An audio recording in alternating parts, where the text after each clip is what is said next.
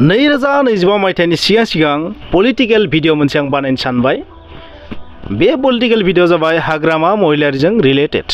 हाग्रामा महिलारि बिथांखौ खौरांगिरिफोराबो बार बार सोंबाय थानाय जाबाय जे खाम्फा बरगयारि बिथाङा गुबुन दोलोआव जइन जासिगोन नामा। अब्ला बिथाङा मोनसे बाथ्रा बुङो, मिडियायावथ' आं नुबाय थादों, आंबो खोनाबाय थादों, नाथाय दासिमथ' बिथाङा BPF हानजायावनो दङ। नाथाय बे बाथ्राखौ बिथाङा बुंबाय थादों, नाथाय खाम्फा बरगयारिनि रिएक्शना मानो फैयाखै। आरो बुंदों खाम्फा बरगयारिया गुबुन पार्टियाव थांबा BPFआ खहा जागोन नामा। बहा खहा जादों ओरैनो सोंदों, माने खहा जागोन नामा होनना सोंनायाव बिथाङा बुंदों बहा खहा जादों, खहा जाया।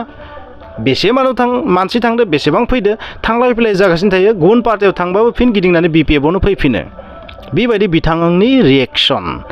स' गुबुन पार्टियाव थांबाबो बाथ्रायाथ' बिदि जाहैबाय, गुबुन पार्टियाव थांबाबो BPFआ जेबो खहा जाया। नाथाय आंनि साइकोल'जि बादियैबा जुदि खाम्फा बरगयारि बिथाङा गुबुन हानजायाव थाङो, BPFआ डेस्ट्रयबो जानो हागौ। राइट हेन्डआनो थांनाय बायदि जागोन ना, बिथांनि सबसे पावारफुल मानसिया थांनाय जागोन ना, बेनिखायनो बहुत खहाबो जानो हागौ। स' खाम्फा बरगयारि बिथांनि जि टारगेट, बिथांनि जि फिउचार प्लेनिं बेयो मा बेखौथ' मिथिया। नाथाय हाग्रामा महिलारिया जाबादि रिएक्शन होबाय थादों, बेनिफ्रायथ' बे बाथ्राया ओरैबायदि नांदों बियो ओरैनो बुंगारदों आरो, नाथाय बिथांनि आसोल कन्डिशना मा बेनिफ्राय एसे डाउटफुल क्रिएट जादों। थारैनो खाम्फा बरगयारि बिथाङा BPFखौथ' नागारनो हागौ 2025 मायथाइयाव। बेखौनो जों मोनसे आइडिया मोननाय बायदि मोनदों आरो। नोंथांमोननि कमेन्ट्सआ मा, नोंथांमोना कमेन्ट्सआव लिरबानो जाबाय जे खाम्फा बरगयारि बिथाङा थांमारगोन ना थांमारा, UPPLआव थांगोन ना BJPआव थांगोन बेखौथ' बुंनाया।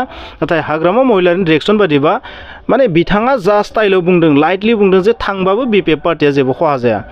बिथाङा थांबाबो होनाखै, बिथाङा जे खाम्फा बरगयारि बिथाङा थांबाबो जेबो खहा जाया बिदिथ' डाइरेक्ट बुङाखै। नाथाय बिथाङा बुंदों मा, थांबाबो सोरबा थांबाबो खहा जाया BPFआ। थांलाय फैलायाथ' जाबाय थाखायो, आरो गुबुन पार्टियाव थांनोबो फिन BPFआवसो फैफिनबावो, बेबायदि बिथाङा बुंदों आरो। नाथाय खाम्फा बरगयारिया थांबाबो BPF पार्टिया जेबो खहा जाया बेबायदि बिथाङा बुङाखै। बिथाङा मिडियायाव नुबाय थादों, खोनाबाय थादों, नाथाय दिनैसिमथ' बिथाङा जोंनि पार्टियावनो दं, BPF पार्टियावनो दङ, बेबायदि बिथाङा बुंबाय थायो। दा आंनि कुइसना जाहैबाय लोगोफोर, जायफोरा BPF मोजां मोनो बा जायफोरा UPPL मोजां मोनो, नोंथांमोनखौबो सोंगोन जे खाम्फा बरगयारि बिथाङा जुदि BPFखौ नागारनानै गुबुन पार्टियाव थाङोबा मा BPF पार्टिया खहा जायाना।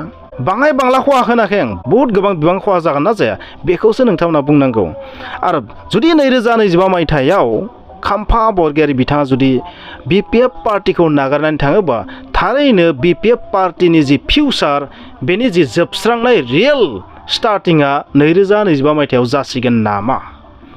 बिसोरनियाव जायफोर माने गेदेर गेदेर लिडार दं, बिनि जोबथा हाग्रामा महिलारिनि बादै जोबथा लिडार जागोन नामा जे बेबायदि पार्टिखौ नागारनाया, बेखौ नोंथांमोना बुंबानो जाबाय। खारन बिथांनि उनाव आरोबाव गेदेरसिन लिडार आं बेबायदि नुवाखै। हाग्रामा महिलारि आरो बिथांनिख्रुइ आरो गेदेरसिन लिडार BPF पार्टियावथ' आङो दासिम नुवाखै। गुबुन सोरबा साफा सानै दंबाबो बिसोरनि जि स्टेटास बे खाम्फा आरो हाग्रामानि सेबां जानो हाया लोगोफोर। साफा सानै BLTनिफ्राय थाबावनो हागौ, नाथाय खाम्फा बरगयारिनि जि माने हाइटमोन, बे हाइटआ बहुतमोन। नाथाय बिथाङा जुदि पार्टिखौ नागारनानै थाङोबा बेथ' हाग्रामा महिलारिनि थाखाय जोबोर गिदिर खैफोद जायाना लोगोफोर। नोंथांमोना बेखौ बुं कमेन्ट्सआव। स' बहुतानो बायदिसिना कमेन्ट्स लिरो, नाथाय दिनैसिम मानसिफोरा बेबायदि सोंबाय थादों, नाथाय खाम्फा बरगयारिनि रिएक्शना बोरो, बिथाङा बबेयाव थाखोमानानै दं, मा जाहोननि थाखाय बिथाङा बेबायदि थाखोमानानै थादों, बेनि गुबै जाहोना मा बेखौ हाग्रामा महिलारिया मानो बुङा, नङा होमबा। बिथाङाथ' बुङाखै दिनैसिम, नाथाय बाथ्रायाथ' बेबायदिनो जाहैगोन, बिथाङा थारैनो पार्टिखौ नागारनोबो हागौ खोमा, बिनिखायसो बिथाङा बेबायदि सिरि सिरि दङ।